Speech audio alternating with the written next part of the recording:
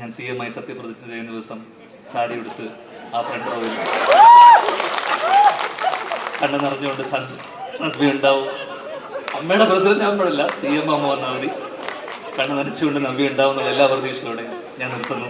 നന്ദി, നമസ്കാരം. நண்பனுக்கு பைத்தியம், அதனால எனக்கு ஒண்ணுமே பண்ண முடியாது, நீங்க மன்னிச்சிடுங்க. தேங்க்யூ. உங்கள் சத்யாவில் இப்பொழுது ஆடி அதிரடி தள்ளுபடி. ഇനി ഒരു കാര്യം എനിക്ക് മനസ്സിലായി, ഇനി തമിഴ്നാട്ടിലോട്ട് കയറാൻ പറ്റില്ല. അതുകൊണ്ട് എൻ്റെ പൊന്ന് CM സാർ, വിജയ് സാർ, എൻ്റെ കൂട്ടുകാരൻ എങ്ങനെ പറയുന്നത്, നൻപൻ, നൻപനുക്ക് പൈത്തിയം, അതിനാൽ എനിക്ക് ഒന്നുമേ പണ്ണ മുടിയാതെ നിങ്ങൾ മன்னிச்சிடுங்க. தேங்க்யூ. சமீபத்தில் மலையாள திரைப்படமான விசிட்டர் அப்படின்ற திரைப்படத்தோடைய ஆடியோ லான்ச் கேரளால நடைபெற்றுச்சு. அந்த திரைப்படத்தில் நடிச்சிருந்த நடிகர் தியான் ஸ்ரீனிவாசனும் நடிகை நாவியா நாயரும் அந்த நிகழ்ச்சிக்கு வந்திருந்தாங்க. இப்போ அந்த மேடையில பேசின தியான் ஸ்ரீனிவாசன் அவர்கள் அவங்க என்ன சொல்லியிருக்காங்கன்னா, நான் சினிமாக்கு வந்த ஆரம்ப காலகட்டங்கள்ல இருந்தே எனக்கு நாவியா நாயர் மேல ஒரு கிரஷ் இருந்திருக்கு.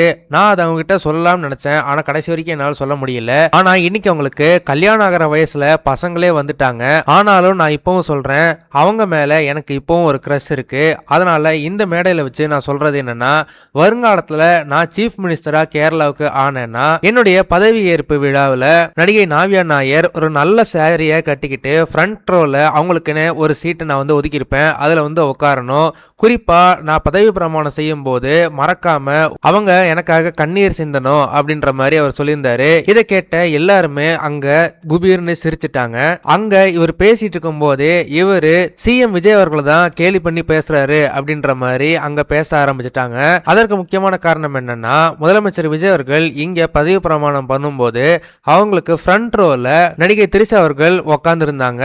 அப்போ முதலமைச்சர் விஜய் அவர்கள் பதவி பிரமாணம் பண்ணும்போது லைட்டா கண்ணீர் சிந்துறாங்க. அந்த வீடியோ பாத்தீங்கன்னா சோசியல் மீடியால பயங்கர வைரலா ஷேர் ஆச்சு. அந்த ஆடியோ லான்ச் மேடையில நடிகர் தியான் ஸ்ரீனிவாசன் இதை ரெஃபரன்ஸா வச்சுதான் அங்க பேசியிருக்காரு அப்படின்ற மாதிரி சோசியல் மீடியால பரவலா பேசிட்டு வராங்க.